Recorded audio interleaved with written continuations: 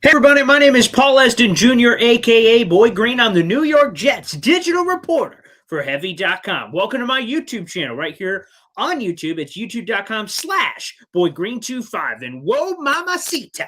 Okay, we had a breaking bombshell in the NFL with Russell Wilson being traded from the Seattle Seahawks to the Denver Broncos. And the ripple effects of that could be very interesting for the New York Jets. Now, obviously, with Seattle trading their former Super Bowl champion quarterback to the Broncos for a bounty of picks and players, it seems like they're having a bit of an identity change, going from contender to potential rebuilder. And if that's the case, the Seattle Seahawks may be interested in selling off some more pieces on their team for even more picks to accelerate this rebuilding phase out there in Seattle. And if that is the case, the New York Jets need to make the call on wide receiver DK Metcalf. And I'm going to explain to you a couple reasons why. Now, first off, Joe Douglas, in a report from Rich Cimini this week, said that Joe Douglas is more willing now than ever to make a bold trade and that it could be bubbling here, especially with the new league year set to kick off on March 16th, which, by the way, any potential trade, even like this Russell Wilson one, won't be able to officially go through until next week. But with that being said, the New York Jets are willing to be aggressive. They said that this offseason. And if they were going to do it for anybody, I think DK Metcalf, quite frankly, is the perfect trade target for the New York Jets. And I have two potential trade packages we'll talk about here on the channel in just a moment, but we'll get to that in a second. First off, why should the Jets go after DK Metcalf? Maybe it's obvious to some, but let's run through some of the points. First off, he's only 24 years old.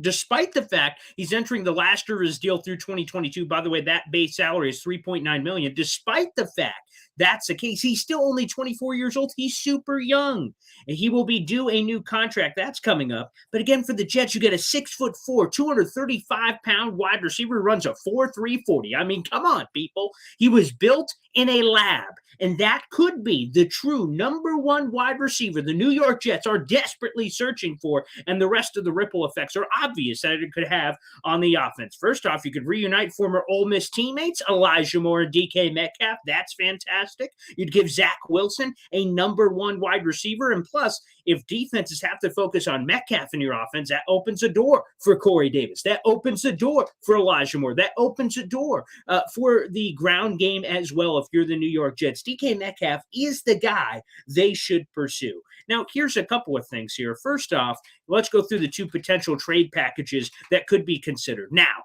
because DK Metcalf is entering the last year of his deal, whoever trades for DK, if he is traded, will have to immediately hand him a fat contract extension, because if they don't, they'll be in the Jamal Adams situation, which, of course, is interesting with the Seattle angle. Remember, the Seattle Seahawks traded a bounty of picks to the New York Jets for Jamal Adams, but they didn't hand him a contract extension immediately, which gave all the leverage to Adams, saying, hey, you're going to trade all those picks.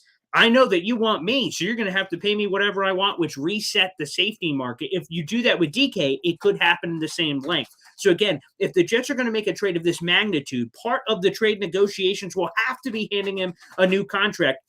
And when that is the case, that changes the value of a potential DK Metcalf trade if a new team has to pay that premium on top of giving up assets to acquire said player. So for me, I believe there are two trade packages that make sense potentially between the Jets and the Seahawks. Here they are.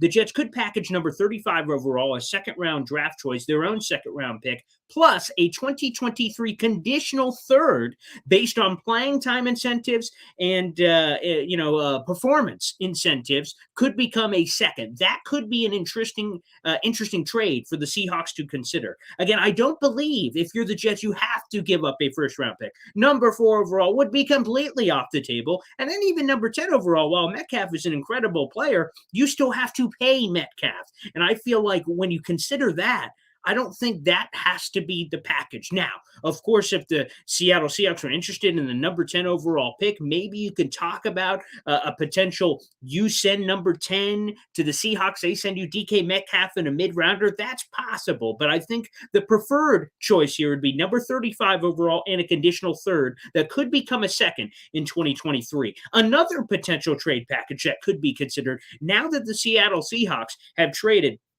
for the ninth overall pick, on top of a bounty of picks from the Denver Broncos in that trade. They could trade number 9 to the Jets in exchange for number 4. Have a little draft swap. The Seahawks launch into the top 4 of the draft. They could get that edge rusher they've been seeking. They could go quarterback if that's what they'd like to do to replace Russell Wilson. And in addition to the first round swap for the Jets, they'd also have to throw in a conditional mid-rounder, I would say in 2023, again, based on playing time incentives and performance bonuses for DK Metcalf. Those are the 2 deals, again, that make sense. 2 trade packages that could make sense between the Jets and the Seahawks. Again, number 35 at a conditional 2023 third that could become a second, or a first-round pick swap where Seattle jumps up from number 9 to number 4, and then the Jets also throw in another mid-rounder as a sweetener to get that deal done. Again, Joe Douglas said he will be aggressive this offseason for somebody, and the somebody is important. You have to be picky if you're the New York Jets.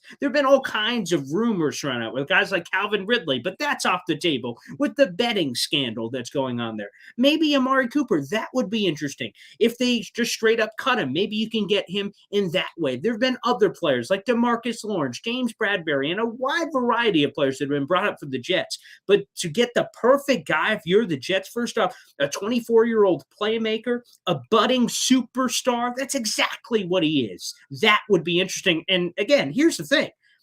Does Seattle even pick up the phone when Joe Douglas calls? If I'm Seattle, I'm sure as hell not, after what the Jets did to them in the Jamal Adams deal. But you would be crazy if you're the New York Jets, not at the very least, to call and give it a shot. Because again, I think this would be the perfect trade opportunity for the New York Jets to go get DK Metcalf. All right, everybody, I want to thank you for watching this video. And also, if you're new to the channel, why don't you check out some of the other videos like Damian Woody, former Jets offensive lineman and ESPN NFL analyst, who joined me earlier this week on our Mock Draft Monday special. Again, you can check out the playlist on YouTube, Path to the 2022 NFL Draft. That video is also up, and we explored the Amari Cooper possibility last week on the channel. Make sure you like the video and hit the subscribe button for more great Jets content and phenomenal New York Jets interviews.